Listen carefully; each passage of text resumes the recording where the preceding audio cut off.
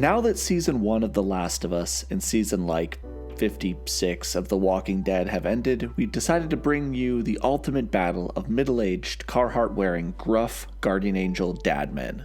Today we're going to be closely dissecting a battle between Andrew Lincoln's portrayal of Rick Grimes from The Walking Dead TV show and Pedro Pascal's Joel Miller of HBO's The Last of Us. This video is only going to take into account the versions of these characters from their respective shows, and we will be ignoring any comic book feats or video game achievements. You can feel free to mention anything that you find relevant in the comments section that you feel might sway the battle if those things were to be included, but for the purposes of this video, we're only using the live action versions. Before we start, I want to thank friends of the channel, the Chad Champ, as well as Tylearned. Both of them helped me a lot with the Walking Dead portion, and you can find links to their awesome YouTube channels down below in the description and in the pinned comment. Today's video is going to cover the showdown of two walking Terminators within their respective universes. Now, for those of you who have been around our channel for a while, you know how we typically do things in these versus battles, but a lot of those tend to focus on characters with established powers operating within a world where certain laws can be bent or broken.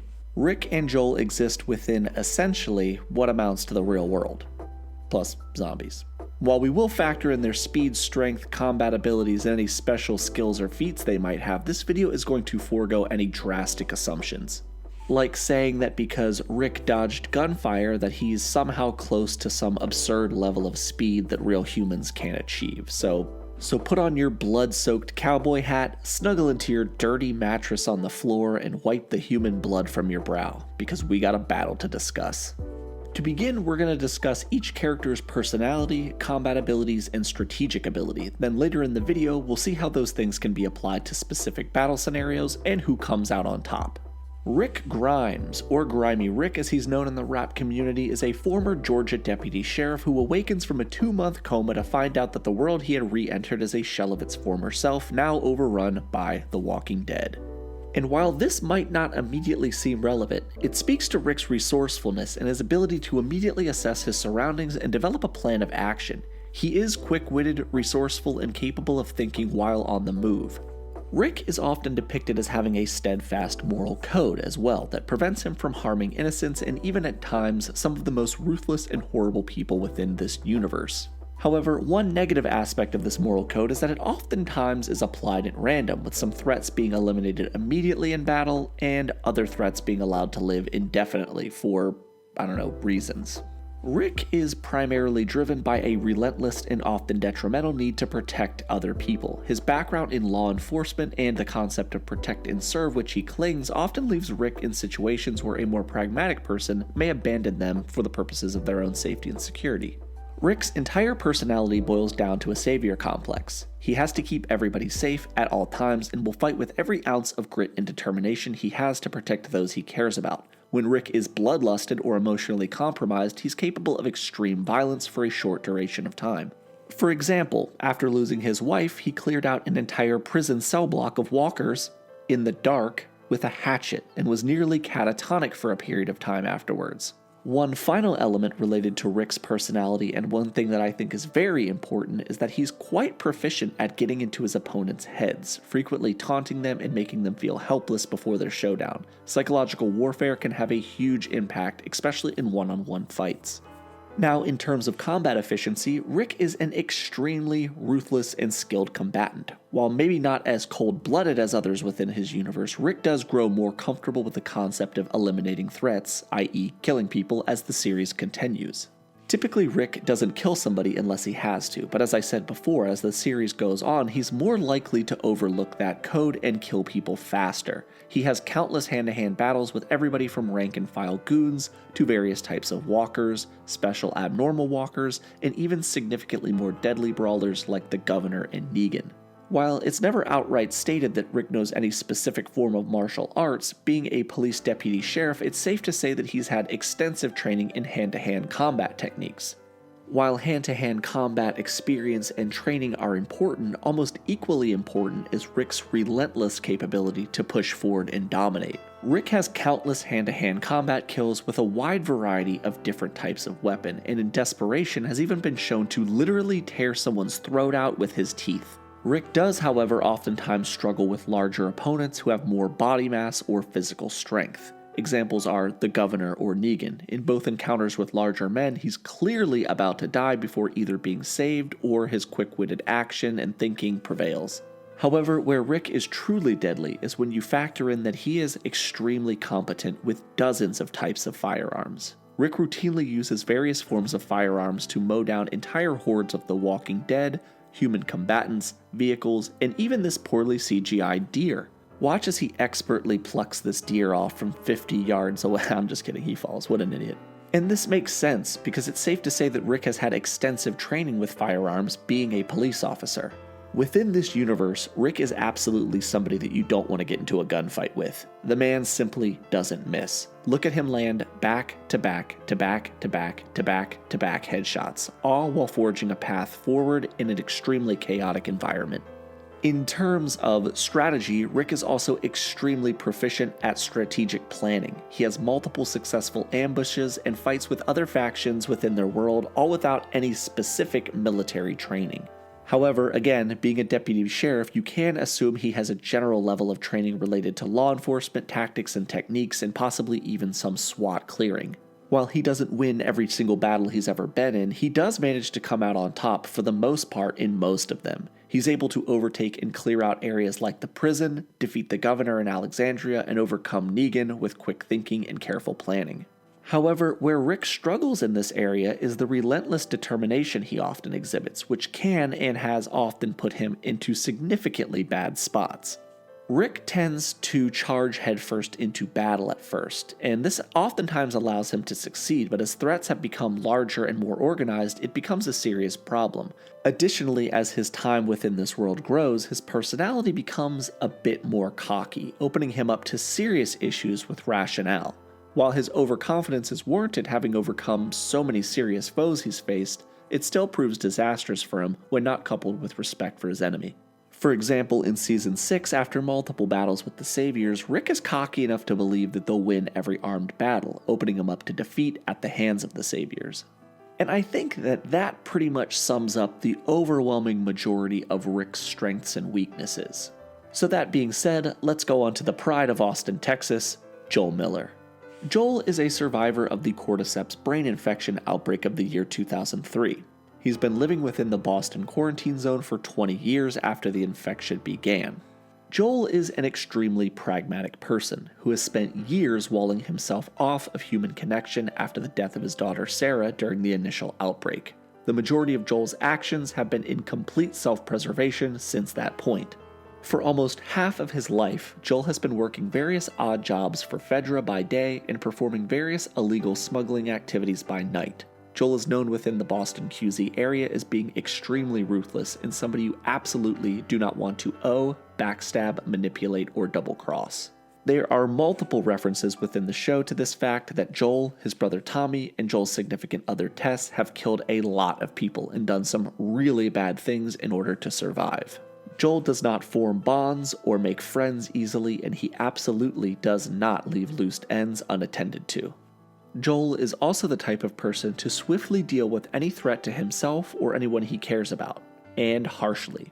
There are multiple examples of Joel murdering people after getting what information or resource he needed from them.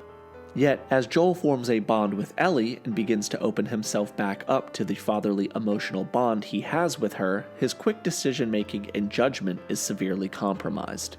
Where Joel starts out hyper-cognizant of his surroundings and strategy, over time he begins slipping up. Things like being ambushed or flat out like killing entire groups of people who threaten him or Ellie. Additionally, while this isn't necessarily a personality trait, as time advances, Joel starts to experience panic and anxiety, which coupled with bad hearing in one ear opens him up to some areas of opportunity for opponents. Next up is Joel's combat style. Joel is primarily a guerrilla fighter. Joel works best when his opponents do not see him coming. 20 years spent as a smuggler has given Joel the ability to look at his surroundings and quickly and accurately plan for his best method of entry and exit. Joel has countless examples throughout the show of sneaking up and griefing his opponents. He's able to get the drop on combatants and kill them before they even know what hit him. While Joel isn't trained in any specific form of hand-to-hand combat, he seems fairly proficient in self-defense as well, capable of capturing and tying up multiple enemies at a time so he can torture them. Much like Rick though, Joel is most dangerous with firearms. While Joel was not in the military, he was hunting and training with his brother Tommy for years, who was in the military. Tommy was an expert sniper in the military and no doubt taught Joel how to expertly wield firearms. While I don't think this necessarily counts as military training, it's pretty adjacent. Joel is shown to be extremely proficient with multiple forms of firearms. Most notably are when he helps keep the infected off of Ellie during the final battle of Kansas City using a sniper rifle, and when he mows down an entire platoon of organized Firefly militia members in the Salt Lake City hospital. Joel kills dozens of people by himself while in an epic flow state. A one-man wrecking crew who single-handedly rescues, I guess if you want to call that, Ellie from a certain death at the hands of the Fireflies. But Joel is not Rambo. Joel is a 57-year-old man whose body is beginning to fail him, and as I mentioned, his hearing is going bad in one ear. An example of this weakness is when a smaller man named Brian almost kills him in Kansas City before Ellie hits him with the old 360 no-scope to the spine. But even with his ability to hear failing, Joel is still extremely quick, able to easily get the drop on multiple opponents who are armed and have him dead to rights. In close quarters combat, Joel doesn't pull any punches. He kills immediately and without hesitation. Now let's discuss Joel's strategic combat style. Joel prefers to be able to get the drop on his opponents, not knowing for going into situations with guns blazing, even though at the end of Season 1 he literally goes in guns blazing. Joel is an expert of battlefield manipulation and prep work. Joel works best when he can survey the scene and plan to put people where he wants them. While attempting to save Ellie in Silver Lake, he literally tortures two men for information on locations, then executes them to prevent any loose ends. Ambushes or large distractions are where Joel gets caught up. For example, he has his back against the wall metaphorically when he enters Kansas City and catches a brick to the windshield. Suck brick, kid! Additionally, while out in the wild, he's captured by members of Torchlight, who luckily happen to know his brother, which prevent him from dying. And later in the series, he's beginning to bond more with Ellie, and as his walls go down even further, completely misses an entire platoon of Fireflies who get the drop on him and take him prisoner. However, despite these mishaps, when he's determined, Joel can turn into the Terminator. His most insane feat is clearing out the entire Firefly compound/hospital in Salt Lake City. Joel kills a dozen or more trained combatants with military-grade hardware alone in a few minutes, and they know he's coming. It's a full-on John Wick moment that I'm sure nobody in the Fireflies believed could happen. Alright, now that we're done with the prerequisites, we can discuss what would happen if these two roughnecks came to blows. I want to discuss two specific scenarios, as these are the two most likely scenarios to occur. First, I want to discuss what would happen in the event that these two came to a hand-to-hand combat battle. Just two men, no weapons, no prep time. Secondly, I want to discuss the reverse. Two men aware of what they're up against, alone going into neutral territory with similar weaponry. The first scenario to me is far more interesting than the second. In the event that Joel and Rick met in hand-to-hand combat, I think the battle would be closer than anticipated. Joel and Rick are similar in age, with Rick being presented as about 50 years old by the end of the series, and Joel being roughly 56. While that might not seem like a lot of difference, in the worlds they inhabit, people age in dog years, a lot more wear and tear on their bodies. While both combatants are vicious in hand-to-hand combat, we've simply seen Rick come out on top from way more intimidating foes. The governor was a meaty fellow who had a significant amount of mass on Rick, but Rick held his own for the majority of the fight. Negan was also an extremely tough guy, as well as throughout their multiple battles, while both at full health and strength, they were fairly evenly matched. Shane was also a tank, and Rick found a way to take him in their hand-to-hand fight. Joel's most significant victories were against a Fedra officer Lee and a singular Firefly, with the latter being firearm assisted. Joel also struggled significantly with Brian, a younger Kansas City firefighter that got the drop on him.